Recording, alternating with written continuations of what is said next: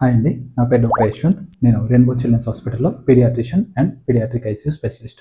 రీసెంట్‌గా ఉత్తరప్రదేశ్‌లో ఒక 22 ఇయర్ ఓల్డ్ కబడ్డీ ప్లేయర్ ర్యాబీస్‌తో చనిపోయాడనమాట.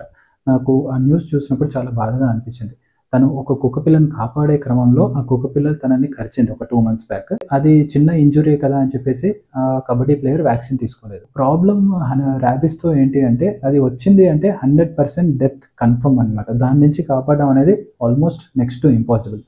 బట్ ఒక గుడ్ థింగ్ ఏంటి అంటే ర్యాబీస్ అనేది 100% ప్రివెంటబుల్ డిసీజ్ అండి. సో, మనకు ఒకసారి ఏదన్నా కరిచింది అంటే సపోజ్ యానిమల్స్ కొన్ని హై రిస్క్ యానిమల్స్ ఉంటాయి. డాగ్స్ కానివ్వండి, క్యాట్స్ కానివ్వండి, లేకపోతే ముంగీసులు ఉంటాయి కదా! సో, మంగూస్ కానీ లేకపోయినా అంటే ఆహ్, బ్యాట్స్, గబ్బిలాలు ఇవన్నీ కూడా హై రిస్క్ యానిమల్స్. ఏది ర్యాబీస్ స్ప్రెడ్ చేయడానికి. ఈ వీటితో ఎక్స్‌పోజర్ అయినప్పుడు మనం ఖచ్చితంగా కూడా ఒక డాక్టర్ కన్సల్టేషన్ తీసుకోవాలి. ఎక్స్‌పోజర్ అంటే ఏంటి దీంట్లో మనకు కేటగరీ ఆఫ్ బైట్స్ అంటారనమాట. So, first category, second category, third category. First category అంటే ఏంటి? ఒక మనకు డాగ్‌ని గానీ, క్యాట్‌ని గానీ టచ్ చేయడం గానీ, వాటిని ఫీడింగ్ చేయడం కానీ, లేకపోతే అది మన ఇంటాక్ట్ స్కిన్ అంటే మనకు నార్మల్ స్కిన్ మీద నాకడం లాంటివి చేసినప్పుడు దాన్ని కేటగరీ 1 అంటారు. దాన్ని అసలు ఎక్స్‌పోజర్ కింద కన్సిడర్ చేయరు. అంటే అదే మనకు రెగ్యులర్‌గా మనం చూసేదనమాట. దానికి వ్యాక్సిన్ కానీ, లేకపోతే ఎటువంటిది ఏమీ అవసరం లేదు.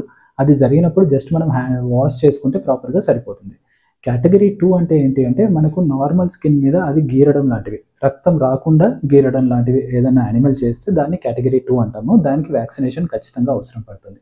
కేటగరీ 3 ఏంటి అంటే, కొంచెం డీప్‌గా స్క్రాచ్ చేయడం లాంటిది కానివ్వండి, లేకపోతే మ్యూకస్ మెంబ్రేన్స్ అంటారు. అంటే మనకు పెదాలు లాంటివి కానివ్వండి, అవి లీక్ చేసినప్పుడు, లేదన్నా మనకేదన్నా వూండ్ ఉంటే ఆ వూండ్ మీద లీక్ చేసినప్పుడు, లేకపోతే రక్తం వచ్చేటట్టుగా గీరినా కూడా ఇవన్నీ కేటగరీ 3 ఉంటుంది. ఇవి సివియర్ ఎక్స్‌పోజర్ అంటారు. దీనికి వ్యాక్సినేషన్ ప్లస్ ఇమ్యునోగ్లోబులిన్ 2 అవసరం పడతాయన్నమాట. ఇలాంటి ఏదన్నా ఇంజ్యూరీ జరిగినప్పుడు మీ పీడియాట్రిషియన్‌ని గానీ, ఫిజిషియన్‌ని కానీ కన్సల్ట్ చేసి దానికి అవసరమైనటువంటి ట్రీట్మెంట్ తీసుకోండి. అండ్ ఇంపార్టెంట్ థింగ్ ఏంటంటే ఎప్పుడన్నా ఇలా జరిగినప్పుడు వాష్ చేయడం మాత్రం మర్చిపోవద్దు. దీనికి తోడు టీటీ వ్యాక్సినేషన్ అవి కూడా అవసరం పడతాయి. Thank you.